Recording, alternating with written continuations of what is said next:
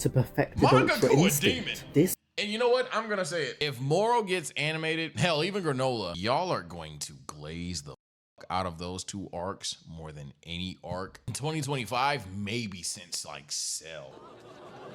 I haven't reread the Dragon Ball Super manga too many times yet. I've tried to listen to it again in the background one time and I didn't turn it off because my algorithm was algorithming. But I think I need this reminder, and honestly, a lot of you need this reminder that manga Goku is kind of crazy. He's a whole different demon. When you think of Goku, which version of him comes to mind? I assume most of you thought Z Goku, maybe GT Goku, or even Kid Goku from OG Dragon Ball, but nobody's seen original Dragon Ball. One version of him that doesn't seem to get as much credit as Dragon Ball Super Goku. No, not this one, I mean that one. DBS manga Goku was different gravy compared to his anime counterpart, and I can't lie, his attitude throughout the story potentially rivals the coldness and maturity of Z Goku. So let's begin by going through the manga one arc at a time. Obviously he's saying in the manga, so that's safer, but I've always had the take that Super Goku, for as bad as certain choices in dialogue are,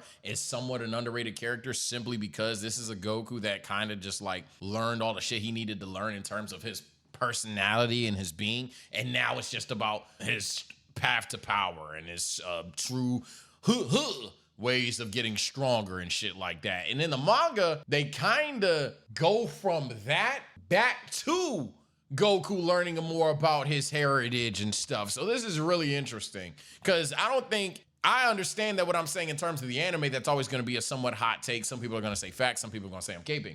But in terms of the manga, it's almost indisputable because at some point they go back towards building up Goku as a personality again. Manga Goku Black, let's do it. It starts off with Trunks returning to the present timeline, where in both continuities, Goku ends up sparring with him before their visit to the future, with the Half Saiyan Super Saiyan 2 being as strong as Goku Super Saiyan 3. The difference in the manga though is that Goku actually revved up to Super Saiyan God, one-shotting Trunks with no remorse whatsoever. And what's so vile about this is that he did that right in front of Vegeta. They're taught to get stronger. You punched his kid a lot.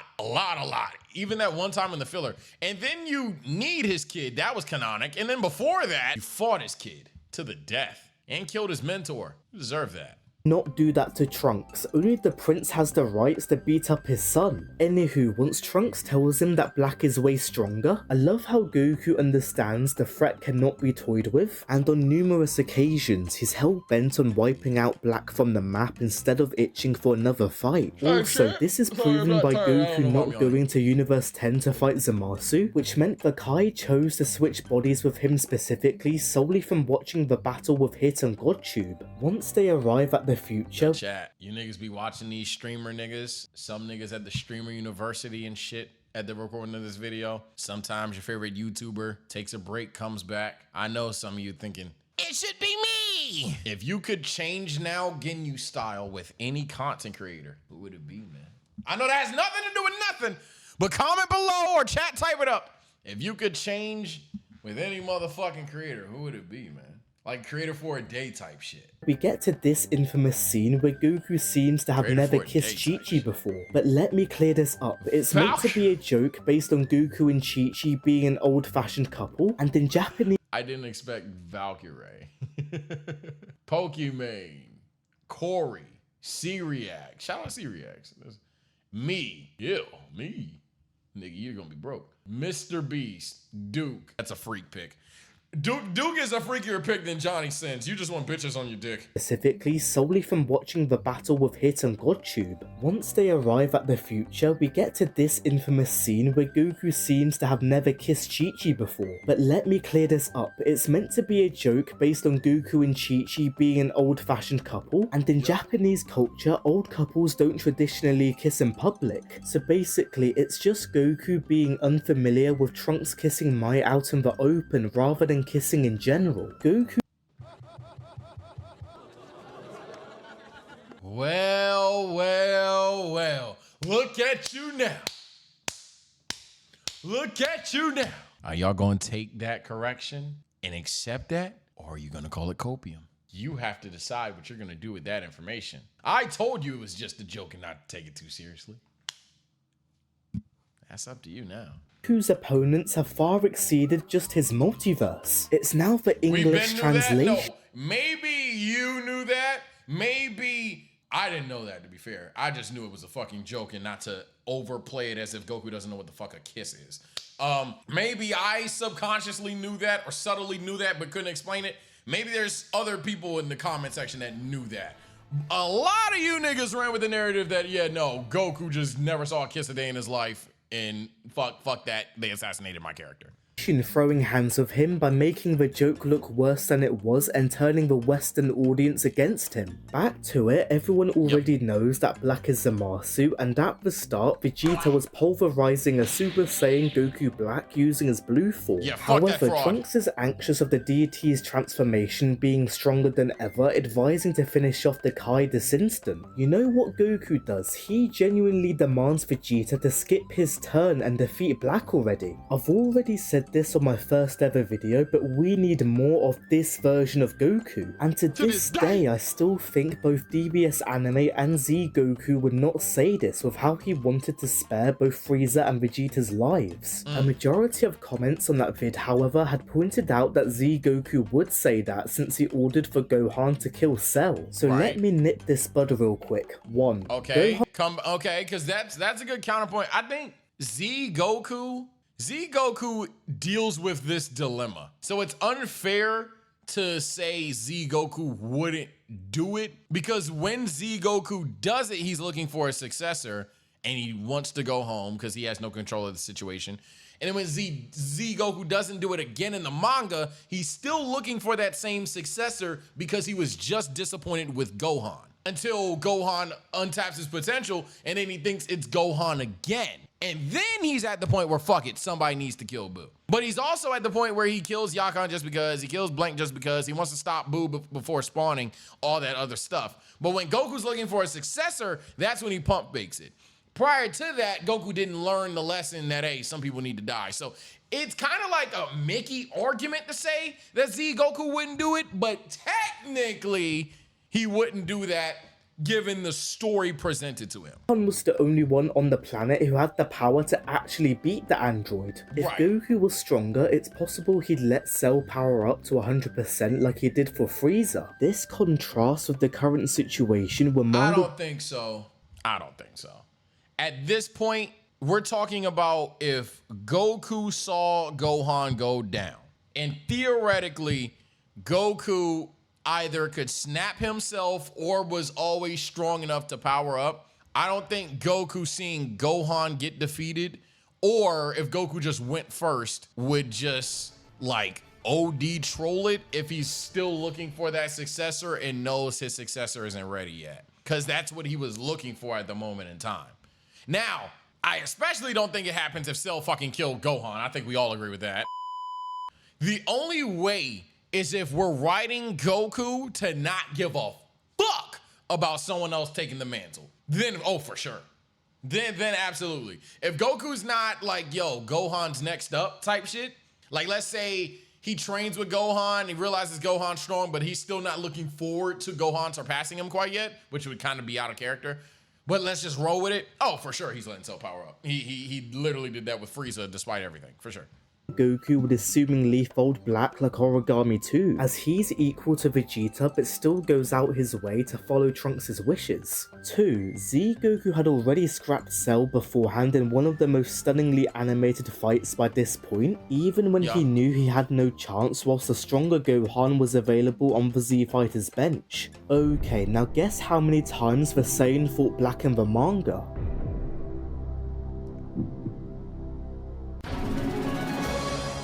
That's a bad argument, bro. I'm sorry. Sorry, can't get that one. Answer 0, by the way. My fault. I'm covering the fucking answer. But I can't give you that one, gang. He explicitly fights Cell, so Gohan kind of gets like a scouting report or something like that. So he can like confirm his belief that Gohan's stronger. The first thing he does when he goes up there after he says, Gohan, you're next, he's like, Gohan, so that fight, yeah, what do you think about it? He's like, I mean, y'all were holding back and shit, but it was pretty fucking cool, I guess. Yeah, no, I was trying my absolute hardest. So it's kind of like that. I didn't depict that fight as Goku just had to get his fighting kink off. I depicted that as in, yeah, he 100% is fighting for Gohan. That's why, again, I'm of the belief that if we're writing this Goku to not give a single fuck about Gohan being the next guy up to take the mantle, be the strongest one, ooh, bang, bang, then sure, he would let Cell power up because he thinks he has it under control. It is what it is. But if either A, Gohan dies, or B, he knows Gohan's not ready, there is no way he'd do that. Yes, Goku did not box with Black once in this arc. The doppelganger got deep fried by the prince so badly that Goku, the guy that loves fighting, was put off challenging him. That's the no-nonsense kind of attitude I love about Goku, which you don't see often in modern Dragon Ball. The person Goku chose to violate, however, was the immortal Zamasu. On their first encounter, the Saiyan dominated the 1v1, reflecting a street light through the Kai's torso, Also, and was so not necessarily disagreeing with him still, but this in the manga just made more sense for him to try to figure out, because Goku would want to figure out how to defeat an immortal being more than to beat on an opponent that he sees Vegeta fighting well against. devious that he dropped from blue to regular Super Saiyan, having the audacity to order him for the restoration of Trunks' Earth. He should not have underestimated the Kai though, cause Goku was getting slapped around like an Asian child with a 99% test score once Zamasu began using his Kai techniques. Even though the deity admitted he was flat out weaker, Goku was so desperate for redemption in the second leg of the tie that no word of a lie, he operated the time machine on his own to return to the present. Oh lord, the Saiyan was so triggered at the loss that his brain cells overheated in the efforts for a retry. I don't want to sound like I'm slandering Z Goku, but look at me dead in the eye. Would he really be able to work a time machine? Anywho, Goku eventually returned. Not too much, alright? Okay, my god is it bright over here. What the fuck? I look like I am literally in the rapture. I look like that scene where Usopp got beat up and they held him up and they were like, yeah, this is God Usopp. But no, my bad if it's too fucking bright over here. I don't know why. The aura.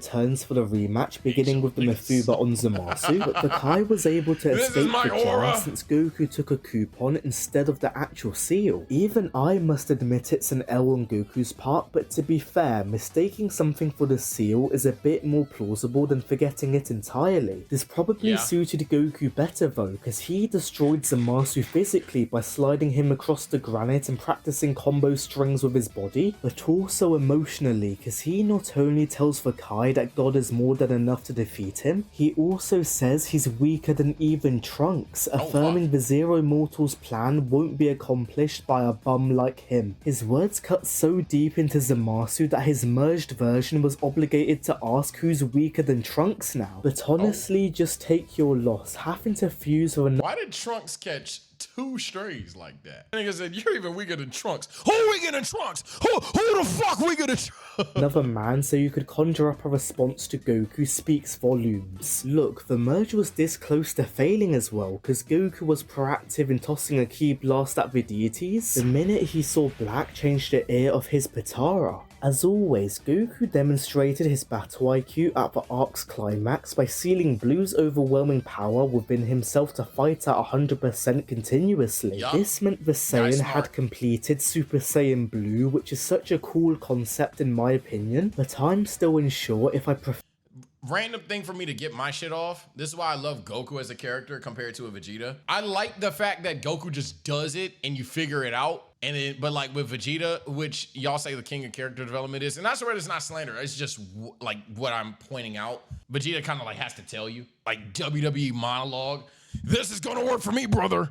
Type shit, you know, like I just like I like the subtleness of Goku's character development and Goku's actions and dialogue. Like, when he's after he screams you fool, he has that look. Like I like that shit versus like Vegeta, where he'll just tell you exactly what the fuck's going on. cool concept in my opinion, but I'm still unsure if I prefer Not it that to it's Blue bad, it's just Kaioken. why I like one Perfecting the more than the form other. allowed Goku to go toe-to-toe with Zamasu, forcing the deity to take off his clothes, looking as shredded as the Saiyan himself. And if that didn't hype you up, Goku out of nowhere pulls out the Hakai to erase the god. Zamasu started resembling a sliced pear, which very nearly made the Hakai a success. If it definitely weren't would've for won. Mai being grabbed into another portal and shoved in front of Goku to stop the erasure process. Y'all already know.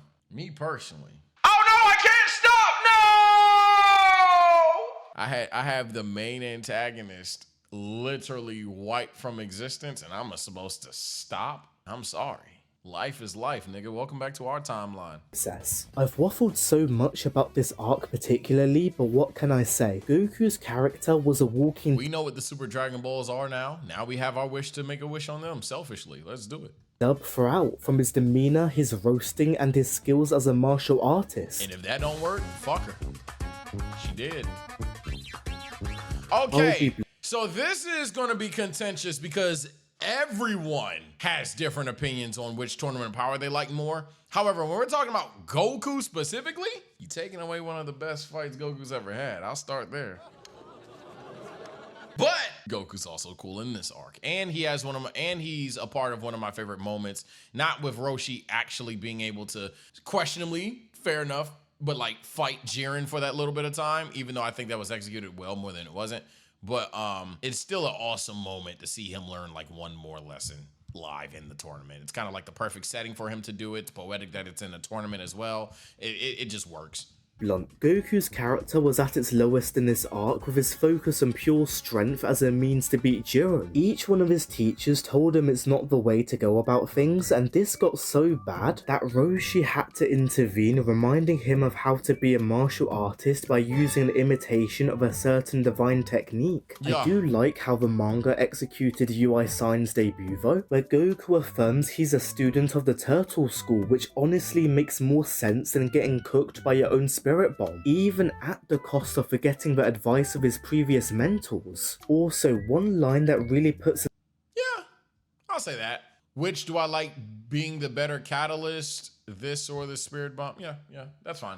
The smile on my face is when Goku describes the removal of unnecessary emotions, explaining that his heart remains as calm as the gentle streams of Mount Paozu. Yeah, I like Come this on, one. I can't be the only one thinking that simile was nothing short of beautiful. Even Ultra Instinct was squeaky clean in the manga. Goku had plunged his limbs so deep into Jiren's torso to the point where the Pride Trooper's blood pressure was nearly as high as his power level. However, manga Jiren eventually countered Goku's Ultra Instinct with sheer determination, and unlike in the anime, the Pride Trooper successfully knocked the form out of Goku on his own. I personally don't mind their battle being not as one-sided, since the ability requires proper mastery for the Saiyan to fully rely on it, which was fantastically done during the Moro arc. Before I forget, for the people saying, actually, Goku put the multiverse in danger by reminding the Zenos of the tournament. The Omni Kings were gonna erase everyone from the get-go until Goku inadvertently... This isn't even a manga Goku thing. Yeah, no, they do this with the anime and the manga, and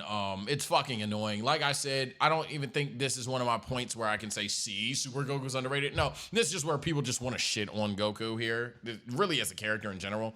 But he low-key saved the universe. He did not force it to death. Gave the universes a lifeline if they won. Even so, the Saiyan was moments from asking the deities to backtrack from their battle royale idea, considering the billions of innocents subject to eradication. However, Whis recommended not to try it because the Omni Kings may take offense and erase Goku on the spot. Now then, let's move on to what I call the peak of Dragon Ball Super. Alright, let's get to Moro! Goku really shines in the latter half on Earth, whereas the Namek portion focuses more on the glorious Prince Vegeta. When Goku returns from his training with Glorious Prince? That's why he's not my glorious king. Killer because I like Vegeta. Let me stop trolling. Whereas he gets to work peppering Sagambo at such high velocity that no one's able to see him or even sense his ki. Some people say the arc's a rehash of the Cell Saga, but one thing that really comes full circle is his relationship with Gohan, where Goku is in tune with his son's feelings and apologizes for making the Half Saiyan fight again. Goku already knew this during the Tournament of Powers recruitment phase, but to say it directly to Gohan is just pure poetry. This moment simply adds to the plethora of reasons proving why Goku is a good father. Anyway, we must give Manga Goku his flowers, cause Blue the glorious king in me, you know? Yeah, there it is, buddy. Yeah, you earned it.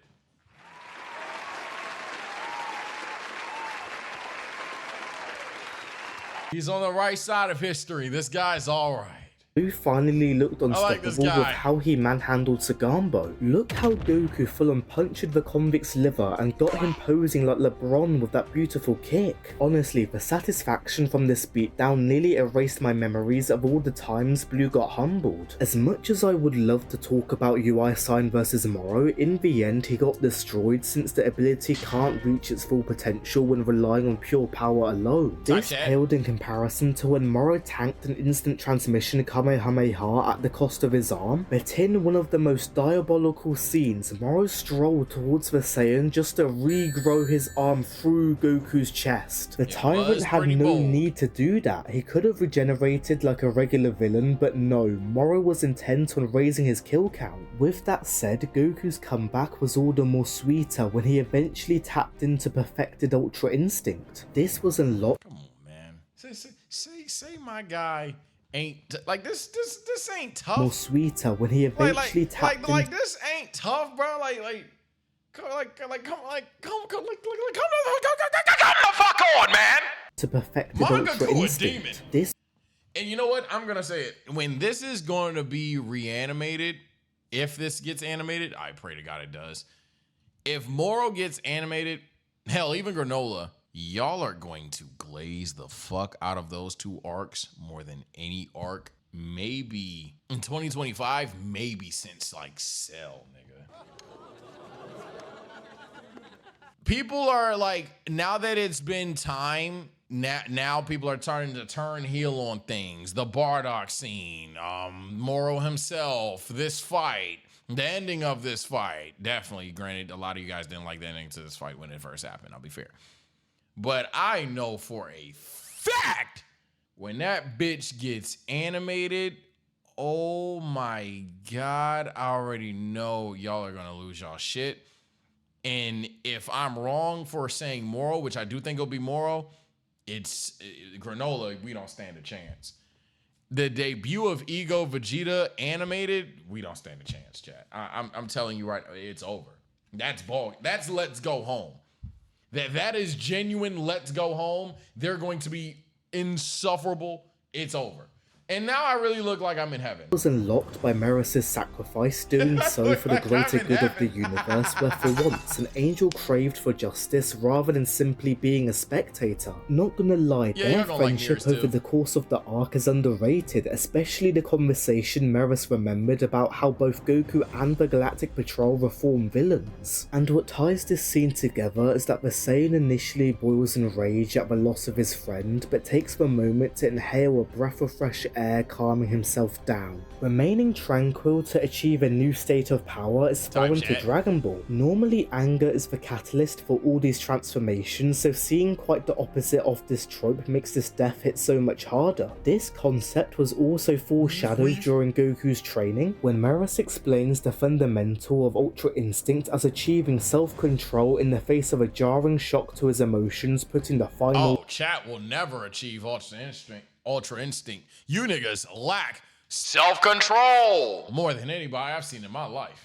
Cherry on top. Anyway, the battle between Goku and Moro was utter annihilation. The Saiyan's footsteps alone had the Devourer trembling in fear. Moro pleaded for him to stay back, but Goku's only desire was to save his precious home, smacking the Tyrant into a mountain. We could discuss the multitude of disrespect, such as Goku parrying Moro's punches without bothering to so as much glance his way, or even when the Saiyan immobilized— We need to talk about it. When Goku knows he's stronger than you, put the fries in the bag. Do not fight that nigga. when Goku knows he's stronger than you, he is arguably the most disrespectful character of characters.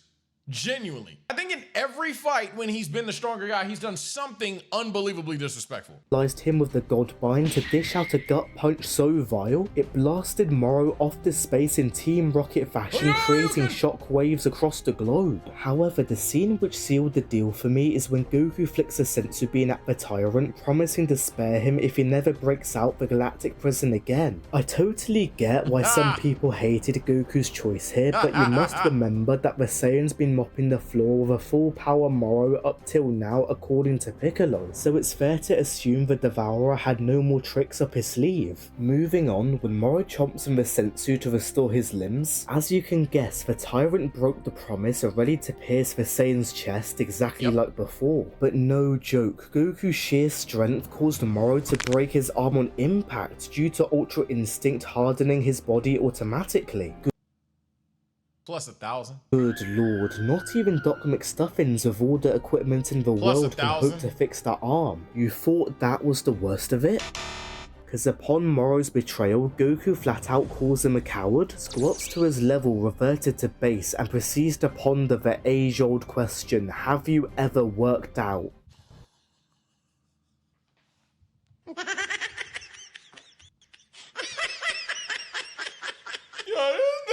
Crazy, bro. What did I be talking? That nigga's mean, bro. That nigga's mean, bro. And that's why he's my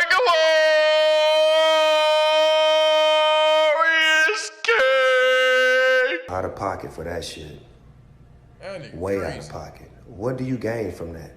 Brother, first Zamasu, now Moro. Have you realised Goku only violates when his opponent is severely weaker than him? If I was in Moro's shoes, I'd put myself back in prison without question. There's no way I want to be in a 5-mile radius of Dragon Ball's biggest violator. We'll swiftly move on from Moro copying Ultra Instinct and merging with the planet. I wonder who allowed that to happen. Definitely not Goku, right? Anyway, Oob donated his divine key as Kid Buu's reincarnation, enabling for Goku to return to Ultra Instinct again, but no word of a lie, it meant the Saiyan could create a whole Susanoo to hold Moro.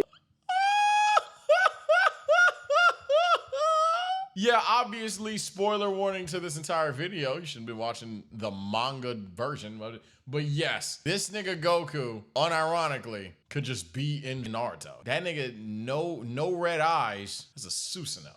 In place. I have no clue who taught him that, but mark my words, this will go insane once it's animated in 2077. Yes, that's this is what I'm talking about. Someone's gonna be like, that doesn't make sense and is stupid. Hell, maybe 20% of the internet. The remaining 80% though, oh my God. That's gonna be the most trendy clip since fucking Gear 5. I'm locking that now. And that will be that way until you get fucking Ego Vegeta, which is gonna be fucking crazy. Like, I'm telling you, it's gonna have its naysayers. It's gonna have people that don't like it. That's fine. But I promise you, when Susanoo Goku hits casual eyes, ball game. Finally, thanks to the Susanoo, Goku shatters the last crystal on Moro's forehead, releasing Meros' abilities, which ends the Devourer's reign of tyranny. A pretty neat conclusion to the— All eyes show that it probably will, just not for a long time, but it might not. The thing is, it's like Toyotaro definitely understands the responsibility he has. That's why I don't think Dragon Ball is over. It doesn't seem like it's over. They keep toying with the idea about Dragon Ball. You have voice actors speaking out about it. You have Delilah potentially getting a season 2. So for many reasons, it's just hard to believe that it's done, but I mean, it's possible that it is done. I mean, Big Tori, RP. Moro arc, I must say. So now let's move on to the second of the manga exclusive Somebody's arcs. gonna want to do the Mickey argument to Buddy, but you're probably trolling anyway. But the whole reason, the fucked up reason, but true, somebody's gonna want the cash cow of Dragon Ball to continue, ultimately. So even if it's like a 10-year hiatus, somebody's gonna want to do Dragon Ball again.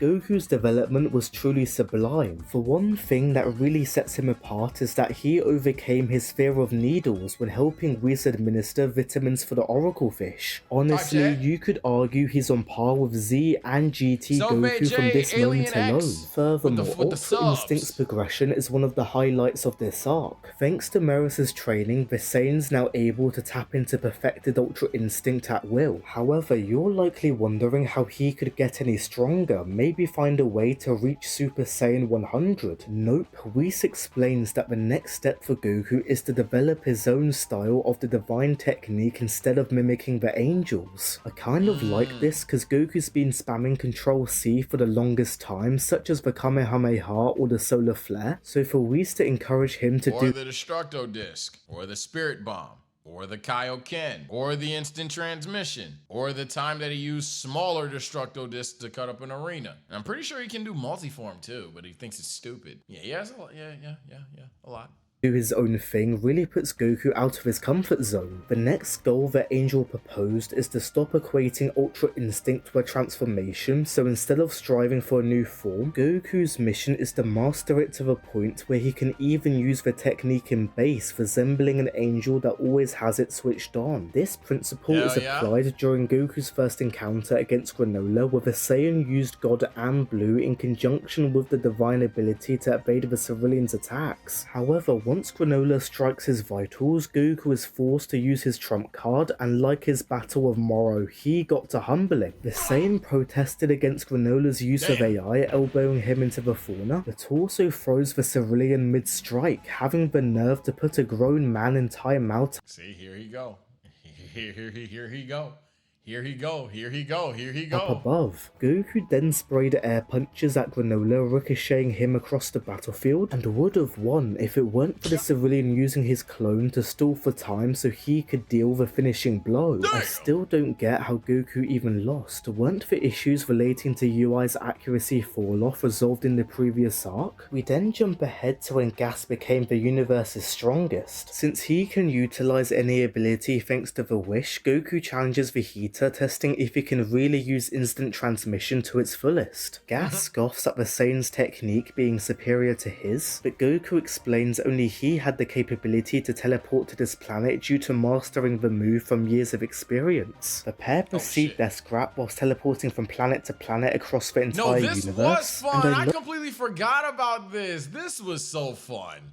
Love how you can tell Goku is the superior user because Gas lacks the spatial awareness of teleportation, like when he's dumped in mud by the true strongest Monarcha, or when he took a whole bubble bath of the Galactic King. The Saiyan eventually teleports to Whis and asks for him to accompany Gas. Before returning to each planet he's visited in reverse order so he could arrive back on Serial. Gas realized he got cooked in the instant transmission department, prompting Whis to share the location of Serial, and this forced Vegeta to blast through space for a whopping 20 minutes since the planet is too far away for him to warp directly. Once Goku gets to Granolah's house, Minato reveals the scouter belonging to Bardock containing an audio log. Oatmeal rewires it for the audio to start playing, and the minute that happens... This is a scene that is not going to be that ultra lore viral that I was saying earlier, but it's going to go crazy as well.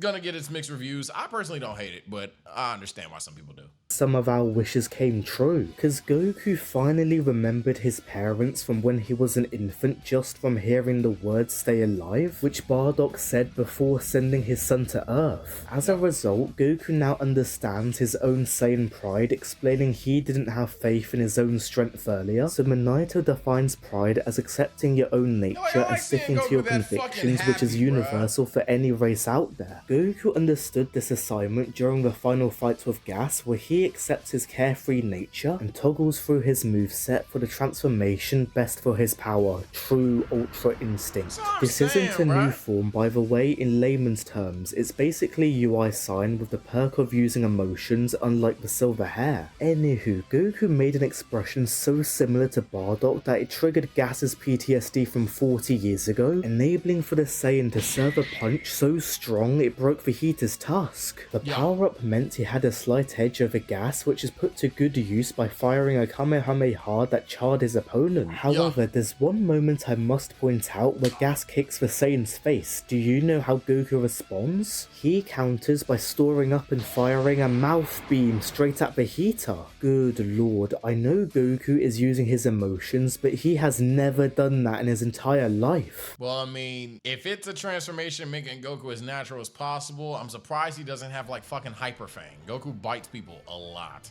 There's no shot Visane's way of accepting his pride in combat is to replicate the mighty Nappa. To round it off, Granolah expends his life force in a beam to finish off gas, but can't fire it if he wants to leave Planet Cereal unscathed. So Goku decides to summon the Susanoo again, grabbing gas like a rubber duck and tosses him far into the atmosphere. Thanks to his contribution, Granolah can shoot directly at the enemy in a beautiful double spread which blinds everyone in a radiant golden light, but in the end it worked out just fine to finally put down Vegeta.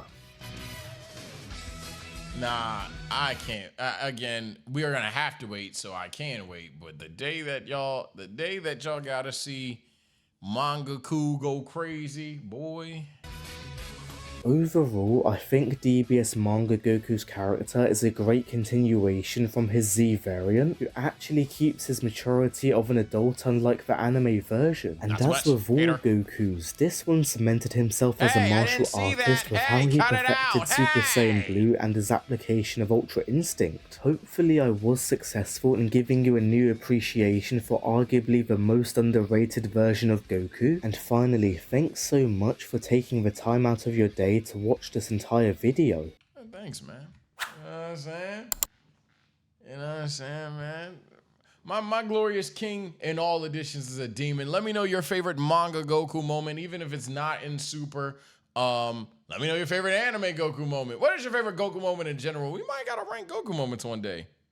Is that Glaze? Probably. But he's my glorious king! Take care, stay blessed. I'll see you next time, man.